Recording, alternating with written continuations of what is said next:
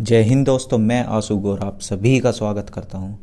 और हम पढ़ रहे हैं नंबर सिस्टम। और आज की क्लास में हम सीखेंगे कि रिमाइंडर शेषफल कैसे निकालते हैं। ठीक है, तो शेषफल निकालने के लिए कुछ अलग अलग छोटे छोटे रूल्स बनाए गए हैं, वो सभी आपको बताए जाएंगे। तो हम क्या सीखेंगे कि शेषफल कैसे निकालते हैं, उसके जो वे रूल्स हैं छोटे छोटे, उनके बारे में बात करेंगे। तो सबसे पहले तो शेषफल सभी को पता होगा। जैसे मैंने डिवाइड किया 65 को, 65 को मैंने 4 से डिवाइड किया, 4 से डिवाइड किया, तो कितना, ये 4 से कितनी बार कटेगा, 16 बार। 4 से कितनी बार, 16 बार। 16 चौका 64, 16 बार कट जाएगा। और उसके बाद शेषफल क्या बचेगा, 1। तो जो ये 1 है, ये क्या है, रिमाइंडर, शेषफल। ठीक है, तो ये शेषफल पूछ लेता है क्वेश्चन में। क्वेश्चन किस तरह का आएगा, एक क्वेश्चन लिख के आपको बता देते हैं। जैसे कि क्वेश्चन इस टाइप का आता है, जैसे 209 को 25 से भाग देने पर शेषफल क्या होगा।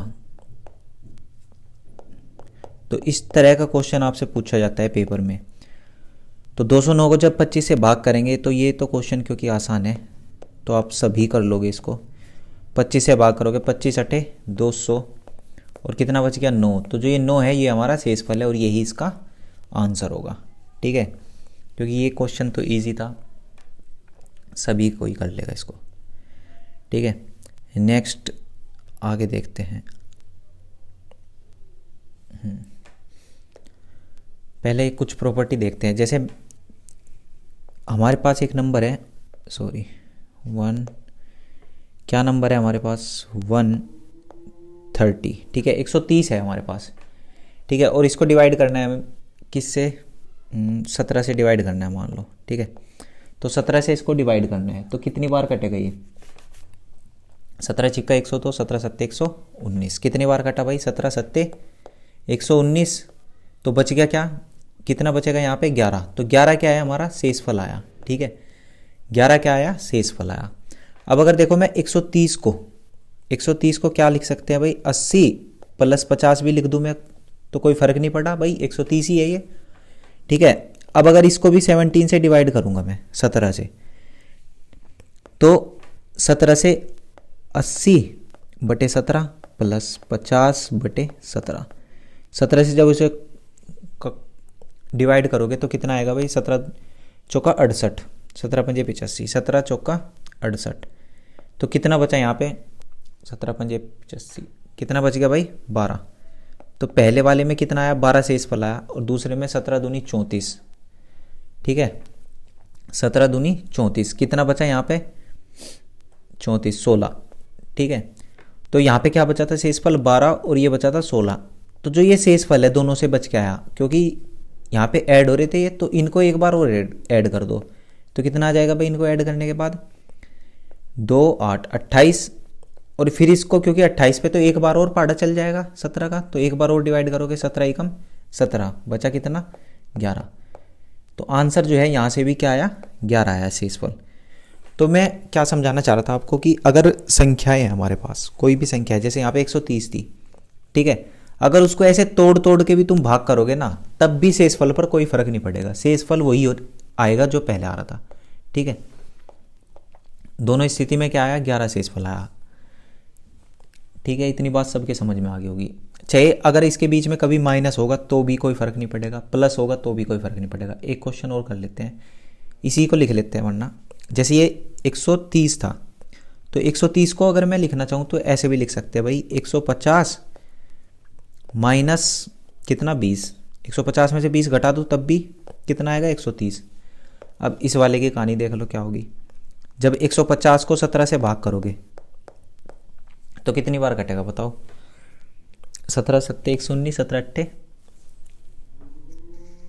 कितनी बार कटेगा भाई, 17 धाम 140, 17 निम्मा 153। हाँ, तो बचा कितना भाई, 14।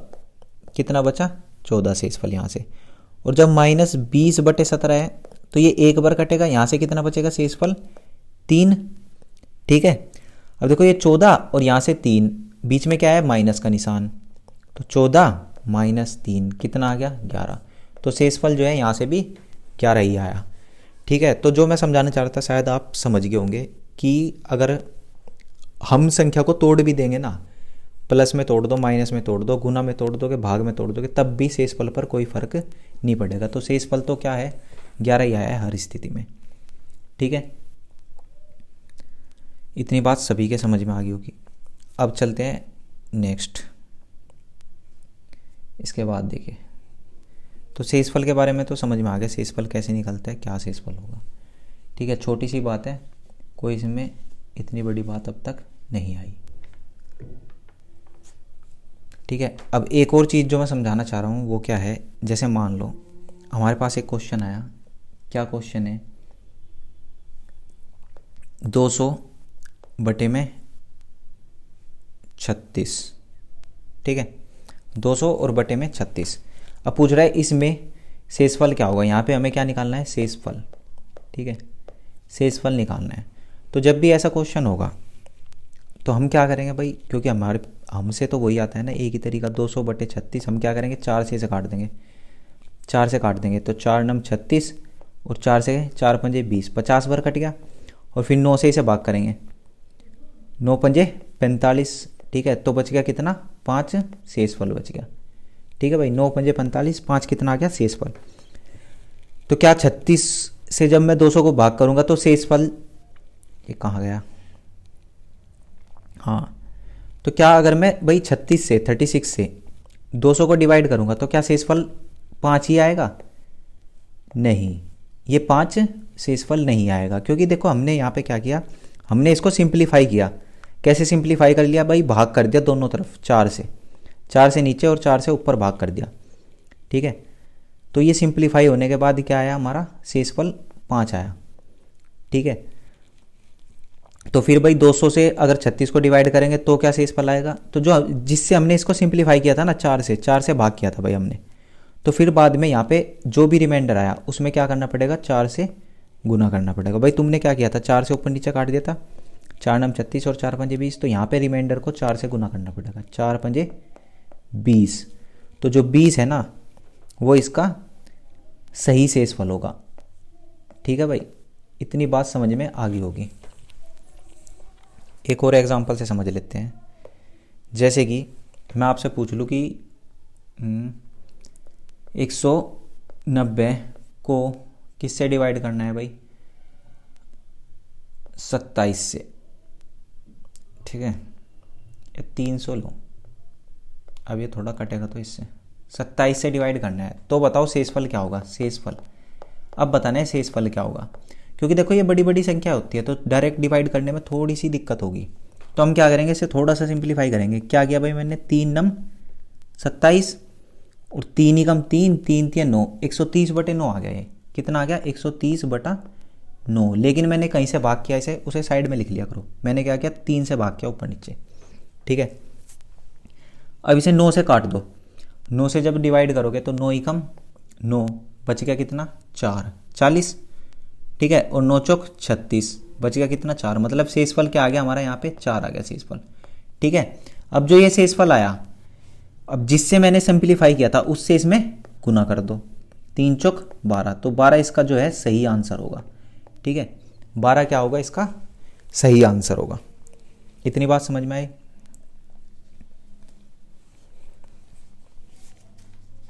अब आगे की तरफ बढ़ते हैं भाई।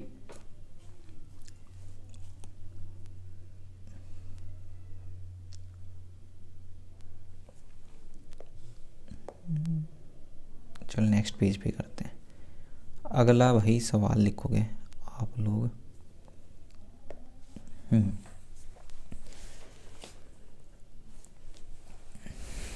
अब मैं एक क्वेश्चन पूछ लेता हूँ आपसे। जैसे कि क्वेश्चन है कि 2009 को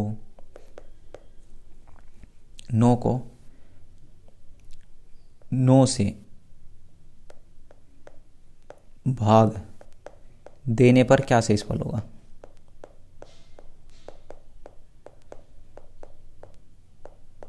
ठीक है, 209 को 9 से भाग देने पर क्या शेषफल होगा। ठीक है, अब देखोगे इसको डिवाइड करोगे भाई, सीधी सी बात है, इसे पूछ रहा है मेरे से भाई 9 से भाग देने पर, तो हम क्या करेंगे 9 से डिवाइड कर देंगे। अब 9 से जब डिवाइड करोगे तो 9 दूनी 18, बच गया कितना यहाँ से 2, एक जीरो लगा ली, ठीक है, सॉरी एक जीरो ही लगाई बस अभी, फिर 9 दूनी 18, फिर कितना बच गया 2, फिर 9 उतारा तुमने भाई, 9 थे 27, कितना बच गया भाई 2। तो क्या आया यहाँ पे शेषफल, क्या आया हमारा 2, ठीक है, शेषफल क्या आया 2 आया, ठीक है। लेकिन हम इस चीज़ को बहुत शॉर्ट में मतलब आसानी से भी कर सकते हैं, ये 2 शेषफल निकालना और भी आसान है। मैंने तुम्हें डिविजिबिलिटी रूल पढ़ाया था 9 का, डिविजिबिलिटी रूल, ठीक है, उसे याद करो क्या था, रूल ऑफ 9 क्या बताया था भाई, डिविजिबिलिटी रूल ऑफ 9 ने क्या बताया था कि उसकी डिजिट का सम, डिजिट का सम 9 से डिवाइड होना चाहिए, 9 से डिवाइड होना चाहिए, ठीक है, यही बताया था ना। तो इसका मतलब क्या है कि डिजिट का सम अगर 9 से डिवाइड नहीं होगा तो संख्या 9 से नहीं कटेगी, और 9 से डिवाइड करने के बाद जो भी बचता है वही क्या होता है, उसका शेषफल होता है।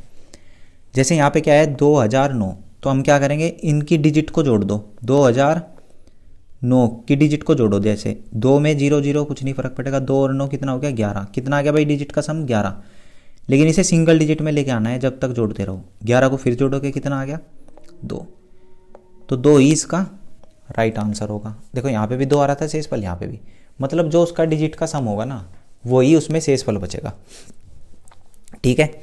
लेकिन अगर डिजिट का सम कितना आ जाता भाई 9 आ जाता तो वो पूरी पूरी कट जाएगी, शेषफल क्या बचेगा 0, ठीक है। तो ये बात आपको याद रखनी है, जब भी किसी संख्या को 9 से भाग करके उसका शेषफल पूछेगा तो आप क्या करोगे, बस उसकी डिजिट को जोड़ दोगे, ठीक है, उसकी डिजिट का सम कर दोगे, उसकी डिजिट को जोड़ दोगे, वही उसका आंसर होगा, ठीक है। इसके बाद नेक्स्ट देखते हैं। हाँ, अब ये तुम्हें कुछ जो मैं लिखवा रहा हूँ वो आपको नोट करना है अपनी कॉपी में। जैसे कि एक बात बताओ, तुमने ये फॉर्मूला पढ़ा है ए का ए क्यूब प्लस बी क्यूब, ये फॉर्मूला पढ़ा होगा। तो ए क्यूब प्लस बी क्यूब का मतलब क्या होता है, ए प्लस बी, ठीक है, और फिर A square plus A B plus, sorry minus, एक मिनट गलत हो गया, minus A B plus B square, ये होता है ना फॉर्मूला, ठीक है। यानी कि हम अगर ए क्यूब प्लस बी क्यूब को जोड़ रहे हैं, ठीक है, तो उसमें क्या आएगा ए प्लस बी आएगा और एक ही आएगा, ठीक। अब इसी तरह क्या होता है कि जब हम ए क्यूब माइनस बी क्यूब का फॉर्मूला लिखते हैं तो क्या होता है ए माइनस बी और A square plus A B plus B square, ठीक है। इतनी बात समझ में आई। तो अब हमें यहाँ से क्या पता लगा कि भाई जब भी ऐसा कोई क्वेश्चन होगा तो उसका एक फैक्टर तो क्या होगा ए प्लस बी होगा और एक फैक्टर ये होगा, ठीक है। और जब ए क्यूब माइनस बी क्यूब था तो उसका एक फैक्टर तो ए प्लस ए माइनस बी था और एक दूसरा फैक्टर ये था, ठीक है। तो बस यही तुम्हें नोट करना है, 3-4 बात अभी। सबसे पहले लिख लो ए की पावर जब एन हो, ठीक है, ए की पावर एन हो प्लस बी की पावर क्या हो एन, ठीक है। और एन क्या है, एन जो है ओड है, ठीक। ओड का मतलब समझ गए होंगे भाई, विषम संख्या 1 3 5 7 कुछ भी है तो उसमें क्या होगा, उसका एक फैक्टर क्या होगा। जैसे मैं कोई भी एग्जांपल लेके बताऊँ आपको, ए की पावर जैसे ये रहा ना, ऊपर ये क्वेश्चन है, यही ओड नंबर है ना इसकी पावर, ठीक है। तो इसका एक फैक्टर जो है वो क्या होगा, इसका एक फैक्टर क्या होगा भाई ए प्लस बी, ए प्लस बी इसका एक फैक्टर होगा, क्योंकि यहाँ पे फॉर्मूले में इसका ए प्लस बी आएगा ही आएगा, ठीक है भाई। ये बात आपको याद रखनी है, इसका एक फैक्टर क्या होगा ए प्लस बी, बाकी ये सब ये जो बाद में होता है ये सब चलता रहेगा, ठीक है। दूसरा क्या लिखोगे, अगर क्या है ए की पावर एन माइनस बी की पावर एन है, ए की पावर एन और बी की पावर क्या है एन, और बीच में है माइनस, और एन क्या है, एन क्या है ओड नंबर है, एन क्या है भाई एक विषम संख्या है, तो इसका भी एक फैक्टर क्या होगा ए माइनस बी, इसका क्या होगा एक फैक्टर ए माइनस बी होगा, ठीक है। एक बार ये लिख लो फिर क्वेश्चन से बहुत अच्छे से समझ में आ जाएगा, ठीक। इसके बाद क्या लिखना है आपको, इसके बाद लिखना है भाई, अगर a की पावर n प्लस b की पावर n, और n क्या है इस बार इवन है भाई, n क्या है इवन, पहले में क्या था ओड, ठीक है। तो तुम देखो, अगर मैं a की पावर कोई भी इवन नंबर लेता हूँ a square plus B square, ठीक है, तो क्या इसमें कोई ऐसा फॉर्मूला बना है जैसा ऊपर बन रहा था? ऐसा तो कोई फॉर्मूला नहीं देखा हमने, ठीक है, नहीं देखा भाई। अगर मैं a की 4 लिख लेता हूँ प्लस b की 4, तो इसका भी हमने कोई ऐसा फॉर्मूला नहीं देखा, तो इसका मतलब यहाँ पे कोई भी ऐसा कोई फैक्टर नहीं आएगा जैसा पहले वाले क्वेश्चन में आ रहा था, ठीक। लेकिन अगर हम ले लेते हैं a की पावर, क्या ले लोगे भाई, a की पावर n माइनस b की पावर n, और n क्या है यहाँ पे इवन नंबर है, इवन नंबर मतलब सम संख्या, जैसे कि a square minus B square. तो तुमने ये वाला फॉर्मूला तो पढ़ा है भाई, a square minus B square का मतलब क्या होता है, a प्लस बी और a माइनस बी, ये तो सबने पढ़ा है फॉर्मूला, ठीक है। तो इसका मतलब क्या हुआ कि अगर a की पावर n माइनस बी की पावर n है और n क्या है एक इवन नंबर है, तो उसके दो फैक्टर होंगे। कौन से होंगे भाई? दो फैक्टर ये होंगे, a प्लस बी भी होगा और a माइनस बी भी होगा।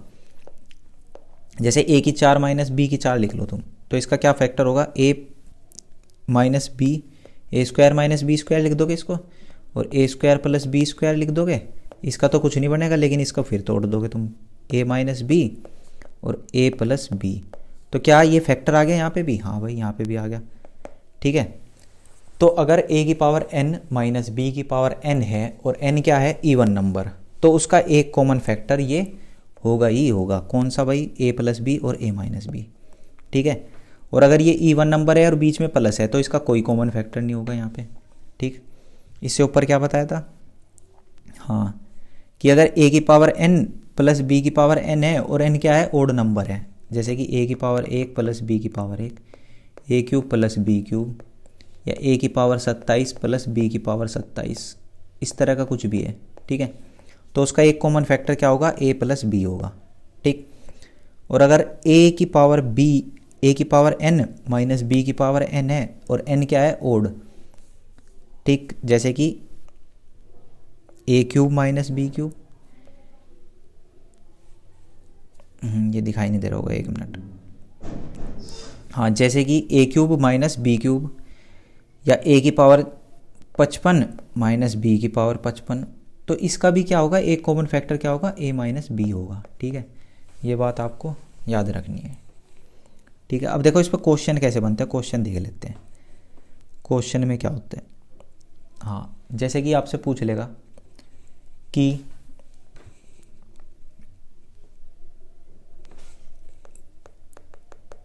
क्वेश्चन लिखो भाई। क्वेश्चन क्या कह रहा है कि 127 की पावर 97 प्लस 97 की पावर 97 को 32 से भाग देने पर शेषफल क्या होगा? ठीक है भाई, क्वेश्चन समझ में आया कि 127 की पावर 97 और 97 की पावर 97 को 32 से भाग देने पर शेषफल क्या होगा। तो ये देखो, ये कौन से वाली फॉर्म बन रही है? सबसे पहले इसको आइडेंटिफाई करो, ये कौन सी फॉर्म बन रही है भाई? ये बन रही है a की पावर n प्लस b की पावर n, और जहाँ पे n क्या है भाई? ओड नंबर है। और जब n ओड नंबर हो तो उसका एक फैक्टर कौन सा होगा? अभी बताया था मैंने कि उसका एक फैक्टर होगा a प्लस बी, ये होगा, ठीक है। तो इसका मतलब जो ये संख्या दी इसने 127 की पावर 97 प्लस 97 की पावर 97, इसका एक फैक्टर क्या होगा? 127 प्लस 97 तो होगा ही होगा, और उसके बाद यहाँ पे कुछ भी हो, हमें मतलब नहीं है। अब ये कह रहा है कि इसे 32 से भाग कर दो, 32 से भाग देने पर, अब जब इसे 32 से डिवाइड करोगे तो शेषफल पूछ रहा है क्या बचेगा, ठीक। अब मेरे भाई एक बात बताओ, जब मैं इसे 32 से डिवाइड करूँगा, ठीक है,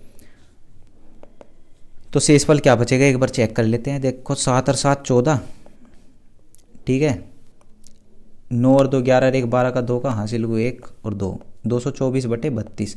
अब देखो तुम इसको डिवाइड करके देखो एक बार, 8 चौक 32 और 8 दूनी 16, 16 बच गया कितना, 8 अठी 64, और ये कट जाएगा इससे 7 बार, 7 चौक 28। तो शेषफल क्या बचा, 0। भाई शेषफल तो कुछ भी नहीं आया, सारा का सारा तो कट गया, तो शेषफल क्या आया यहाँ पे, 0। इसका मतलब क्या है कि ये संख्या तो भाई 32 से पूरी पूरी कट जाएगी, शेषफल कुछ नहीं बचेगा। तो आंसर क्या आ गया भाई, 0। शेषफल कुछ नहीं बचेगा, यहाँ पे क्या आएगा, शेषफल 0। ठीक है, तो यही बात मैं समझाने की कोशिश कर रहा था, इसीलिए ये 4 बात मैंने ऊपर लिखवाई। ठीक है, इस तरह का क्वेश्चन जब भी आपको दिखाई दे तो सबसे पहले आपको यही चेक करना है कि भाई ये इस फॉर्म का तो नहीं है, इसकी फॉर्म को आइडेंटिफाई करोगे भाई कौन सा क्वेश्चन है ये, और फिर उसका एक फैक्टर लिख लोगे और सवाल आपका सॉल्व हो जाएगा। ठीक है, जैसे मैं एक और एग्जांपल आपको बता देता हूँ, जैसे ये वाला क्वेश्चन लिखोगे। नेक्स्ट क्वेश्चन है 49 की पावर 15 माइनस 1 की पावर 15, या चलो ये भी नहीं दिया, ऐसे ही लिख दिया 1 को 48 से भाग देने पर शेषफल क्या होगा। ठीक है, शेषफल पूछ रहा है आपसे। ठीक है, तो 49 की पावर 15 और 1 माइनस 1 को 48 से भाग देने पर, अब देखो इसे क्या करेंगे हम, इसके साथ भी पहले की तरह ही देखेंगे, इसको बनाएंगे भाई ज़बरदस्ती। 49 की पावर 15 माइनस 1 को क्या लिख दो भाई, 1 की पावर 15 लिख दो, कोई फ़र्क पड़ेगा, नहीं पड़ेगा, लिख दिया हमने। अब ये देखो ध्यान से, ये कौन से वाली फॉर्म है, ये तो क्या बन गया भाई, a की पावर n माइनस b की पावर n बन गया, और n क्या है यहाँ पे, ओड नंबर है, विषम संख्या, तो इसका तो एक फैक्टर होता है, हमने बताया था अभी भाई, अगर ऐसा कुछ बन जाए तो उसका तो एक फैक्टर होता है, कौन सा, a माइनस बी, ये होता है एक फैक्टर उसका। तो इसका मतलब इसको क्या लिख दूंगा मैं, 49 माइनस 1 और दूसरे ब्रैकेट में जो भी बनेगा आगे। ठीक है, और ये क्या आ जाएगा भाई, 48 आ जाएगा, 49 में से 1 माइनस करोगे, और अब ये कह रहा है इसको जब 48 से भाग देंगे, अब इसको मैं अगर 48 से भाग दूं तो ये तो पूरा पूरा कट गया, तो शेषफल क्या बचेगा, 0। ये इसका राइट आंसर होगा। ठीक है, तो इस तरह से क्वेश्चन पूछे जाते हैं एग्जाम में, छोटे छोटे, बस आपको पहचानना है कि क्वेश्चन कहाँ से आया है, क्या पूछना चाह रहा है हमारे से। ठीक है भाई, एक और एग्जांपल लिख लेते हैं इसका। क्वेश्चन लिखोगे भाई, क्वेश्चन क्या कह रहा है कि 756 की पावर 273, कुछ भी लिख लो पावर, क्या फ़र्क पड़ेगा, 412 की पावर 273 को 86 से भाग देने पर शेषफल बताओ बस। ठीक है, शेषफल बताना है हमें क्या होगा। ठीक है, 756 माइनस 756 की पावर 273 और 412 की पावर 273 को 86 से भाग देने पर शेषफल क्या बचेगा। ठीक है, तो फिर बस सबसे पहले तो हमें यही काम करना है कि पहले तो इसे पहचान लो ये है कौन सा। तो सबके समझ में आ गया होगा अब तो कि a की पावर n माइनस बी की पावर n वाली फॉर्म बन रही है, और n क्या है, ओड नंबर है, विषम संख्या है। ठीक है, तो इसका एक फैक्टर क्या होगा, a माइनस बी इसका फैक्टर होगा, तो इसका मतलब इसका फैक्टर क्या आ जाएगा, 756 माइनस 412, और जब 756 में से 412 माइनस करोगे तो क्या बचेगा भाई मेरे भाई, बचेगा क्या, 6 में से 2 गए 4 और 4 और 3, 344।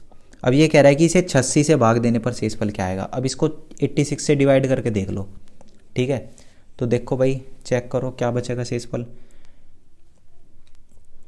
तो 8 चौक 32 और 6 चौक 24। देखो भाई 8 चौक 32 320 प्लस 6 चौक 24, तो ये कितना आ गया, 344 ही आ गया, मतलब ये तो इससे पूरा पूरा कट रहा है। ठीक है भाई, ये इससे क्या हो रहा है, पूरा पूरा कट रहा है, तो इसका भी आंसर क्या आएगा, 0। यहाँ पे भी जो शेषफल बचेगा वो क्या बचेगा, 0 ही बचेगा। ठीक है, तो इसका आंसर भी क्या होगा, 0। तो ये इस टाइप के सवाल समझ में आ गए होंगे। एक सवाल मैं और बता देता हूँ। ठीक है, आप लोग उसे घर से ट्राई करना। ठीक, क्वेश्चन क्वेश्चन मिल गया। क्वेश्चन लिखोगे भाई 167 की पावर 2n माइनस 103 की पावर 2n को किससे डिवाइड करना है हमें। ये तो दिया ही नहीं इसमें, एक मिनट में बता देता हूँ अभी इसको किससे डिवाइड करना है। 64,270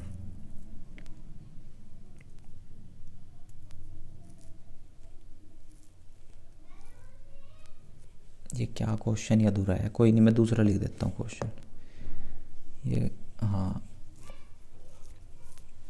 कोई नहीं दूसरा एग्जांपल लिख लेते हैं। ये लिखो आप 341 की पावर 218 माइनस 156 की पावर 218 को किससे डिवाइड करना है हमें 159।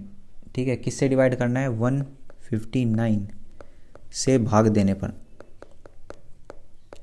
पर शेषफल क्या होगा। ठीक है, शेषफल क्या होगा। ठीक है, तो ये क्वेश्चन आपको खुद से ट्राई करना है। ठीक, पहले इसके ऐसे ही फैक्टर वो इसका एक कॉमन फैक्टर निकाल लोगे और फिर सवाल को सोल्व करोगे। ठीक है, तो ये रिमाइंडर शेषफल निकालने का जो फर्स्ट टाइप था, फर्स्ट टाइप के जो क्वेश्चन बनते हैं वो हमने कर लिए। एक क्वेश्चन तो इस तरह का बनता है, उसके बाद मैं कल नेक्स्ट टाइप आपको बताऊंगा कल की क्लास में। तो आज के लिए इतना ही, धन्यवाद, जय हिंद।